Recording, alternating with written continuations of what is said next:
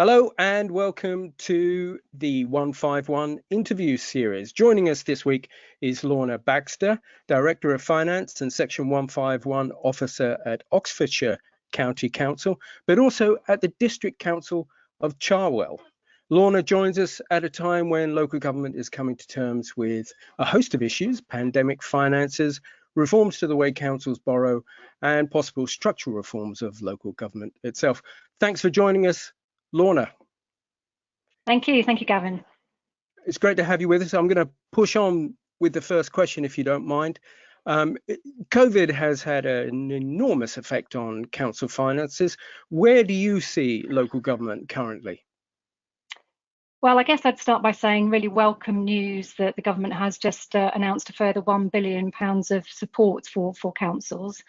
But I think, as we all know, that's probably not going to be enough. I mean, we're just about to come into the winter period. We don't quite yet know what the position's going to be in terms of further impacts, in terms of additional costs and lost income. So it is welcome, but I would also say it's kind of a little bit too late. So at both the county and at Cherwell, we have put in place a revised budget for 2021. Which was agreed by both councils in September, on the basis that it's very prudent to be able to plan ahead and ensure that we could get to a balanced budget by the end of the year, irrespective of whether we were going to get further government support or not. I think the government was indicating that actually there needed to be some risk share or some share between central and local government in terms of getting to a balanced position by the year end. So I took that approach in terms of ensuring that could happen.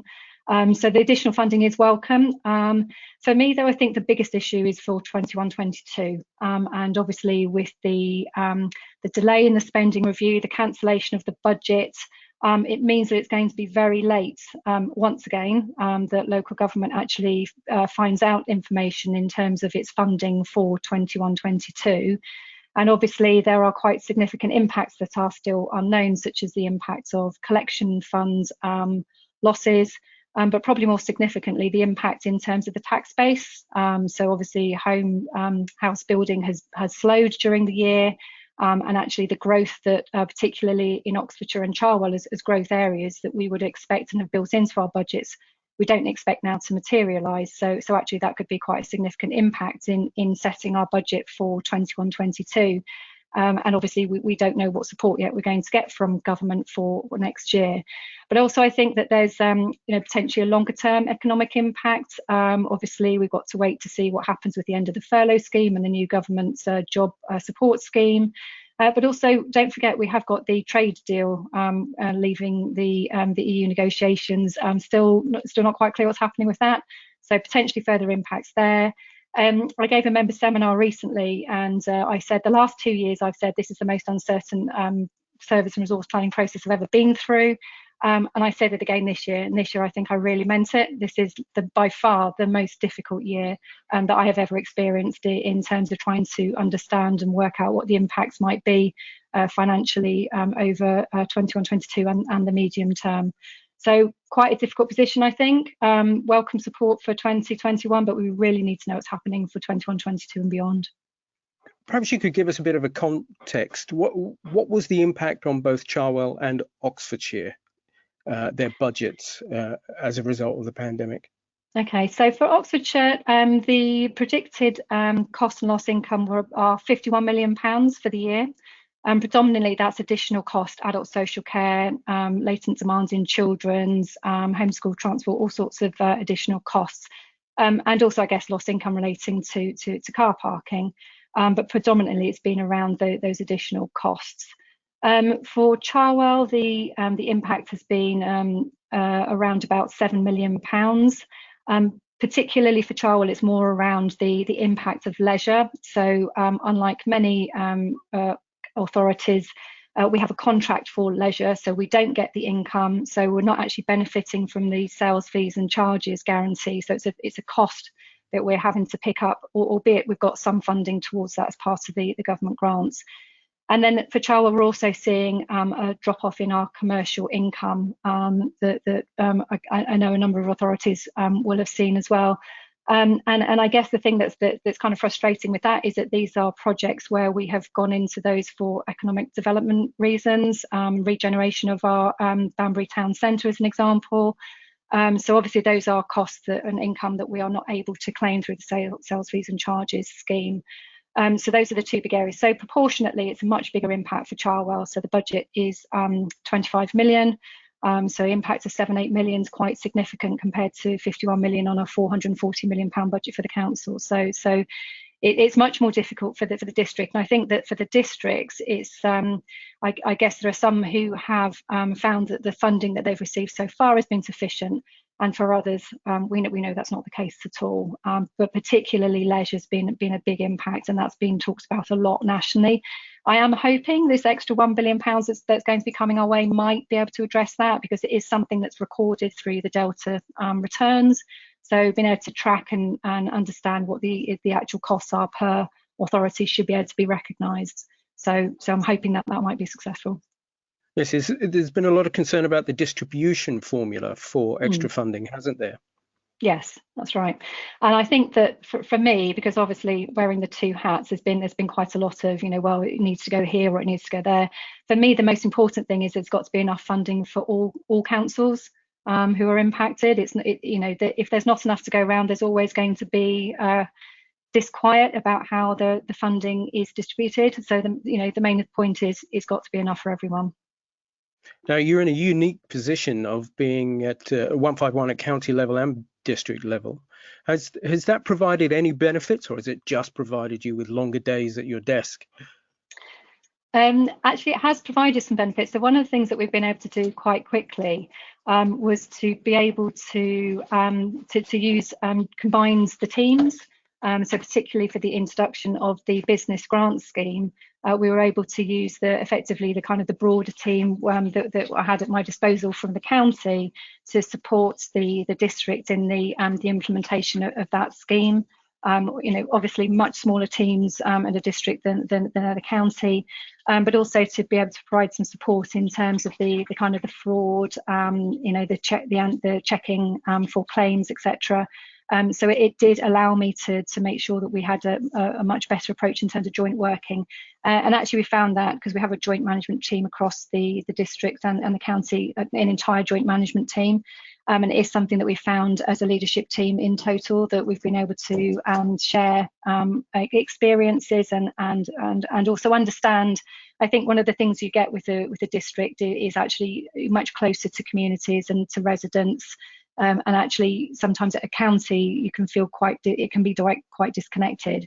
So being able to see the two and being able to work together across the two has been a real benefit. You talked about, I think, some economies of scale there that you've managed to achieve across the two councils. Have managing the two managed to inform the way you actually manage funds as well? So I think that it hasn't really necessarily determined how you manage funds. I think what has helped is to identify what the priorities are and how funding is best targeted. So through the test and trace scheme, as an example, being able to work with the district closely to be able to understand what the needs are in different communities and what works in one town, which might be different from other towns. And having that understanding about the local population and feeding that back through to the county level, I think has really made a really beneficial approach. Now, it's intriguing that you're working across two councils, because there is currently a discussion about restructuring local authorities and devolution. Do you see any benefits out of making local authorities bigger? Well, I think undoubtedly the economies of scale that you get through larger authorities is just there. It's the evidence is there. But I think that the issue that I've now certainly seen by having the two roles is that you need to make sure that with that broader and wider scale, that you ensure that you do have that close contact with your residents, that you understand local areas. And that you understand the businesses, the economics, and at that very kind of detailed level, and that's something you don't necessarily get at the wider scale. But the other thing as well is obviously you get the efficiencies from the end-to-end processes. So, obviously the one that's always used is waste collection and disposal. That is much more efficient if you run that as an end-to-end process rather than having collection and disposal and collection in Oxfordshire. There's 5 different districts in a city. So, 5 different processes, 5 different contracts, as well as then the disposal. So real chances for efficiencies in terms of end-to-end processes as well through that. And having this insight of both levels, has that taught you anything about how local authorities funding should be reformed as well? Well, I think that need is the absolute, and I think that certainly the intention of the Fair Funding Review to reflect need, particularly around the most costly services, adults and children's social care, is an absolute key driver. So really important that need is reflected within any formula. I think that it goes back to the point I was making earlier. It's the quantum. If there is insufficient funding in the first place, there will always be disagreement about actually how a formula should work. So you really need to make sure there's sufficient funding to make sure that then it's actually based on adequate needs. But I would be interested to see when the Fair Funding Review comes forward, because obviously it's been put off for another year. And I guess, given where we are today with not having a budget and with the trade deal not being agreed and the government having many other priorities, who knows whether actually it will get implemented in 22-23 or not. And reorganisation of local government, would that be, a big ordeal right now in terms of coming on top of actually managing response to the pandemic? I mean, there's a huge amount of work in terms of things that you need to do and things you need to put in place to create a new organisation. And I think that those areas that are going through this at the moment are going to find it a very difficult task in terms of creating shadow authorities, and in addition to all the work that's currently being required in terms of budget setting in a very uncertain period. So it's going to be a real challenge for those areas, I would imagine. There's a lot of discussion about commercialisation in local authorities. And do you see a benefit in local government being financially autonomous? And if so, what tools would you want to see in place? So I guess it has its advantages and disadvantages, and I think some of those disadvantages we have seen very clearly through the pandemic. If you think particular areas such as Manchester with the airport and the loss of income that they have seen as a result of the pandemic, that's the kind of the negative side to the commercialisation. But I think that obviously it's provided councils with the ability to be able to set balanced budgets where there's been limited scope to be able to deliver further efficiencies. So I think there's a balance for me in terms of actually how autonomous you'd want an authority to be in terms of setting its own agenda. And I think also then if you think about it in terms of scale, because obviously, if a smaller organisation, you're going to be less likely to be able to respond to a significant event such as the ones we are currently seeing. So I think that there needs to be a balance between the amounts that the authorities do in terms of commercialisation. But I also am I'm very supportive of those organisations that treat the commercialisation approach in terms of the benefits for the developing town centres, for economic regeneration, and for purposes that are linked to the core reason for the authority. So for me, that bit's a really important part of commercialisation as well. So there is a consultation underway on PWLB borrowing. So you wouldn't want to see anything that came back which inadvertently removed the ability of local authorities to make regeneration investment decisions. Yeah, absolutely. They are absolutely key to improving our economy, and especially now, I think, given the pandemic and the potential longer term economic impact there's going to be an absolute need for councils to regenerate their town centres and to provide for effectively, I guess, a new way of working. I mean, town centres previously filled with with shops may want to, going forward, provide touchdown spaces for businesses who no longer going forward might necessarily not want to have fully full-time office spaces, but to provide a different outlook, a different type of town centre, but a key role for local government, for local authorities, definitely, in terms of economic development going forward. That's a very interesting question, isn't it? Where is local government going, and what will its strategic role be post-pandemic? It's quite interesting. I think when we've always heard that England has a very centralised system. I think what the pandemic has shown is actually that's very true, and actually what actually matters is understanding your local area, because local decisions need to be made in local areas, because you can't, one size doesn't fit all, and everything that's happening across the country at the moment in terms of individual areas, understanding their populations, understanding the epidemiology of the cases to give rise to understanding at what point they need to go into different measures. That's not going to be known at a national level. So I think that what's happening through the pandemic is that I think that there is definitely a clearer sense that actually there should be much more devolved to local areas. It would be interesting to see how much power does get devolved to local areas, and I think time will tell over the pandemic about how local government responds to the different restrictions that are put in place, and how we work together with central government to sort of shape the future. But I think this is kind of a key turning point for local government in terms of taking on that responsibility that's always been held at a national level. Speaking as a 151 officer, and apologies for putting you on the spot, what kind of power would you like to see devolved to a local level? Could you give us an example?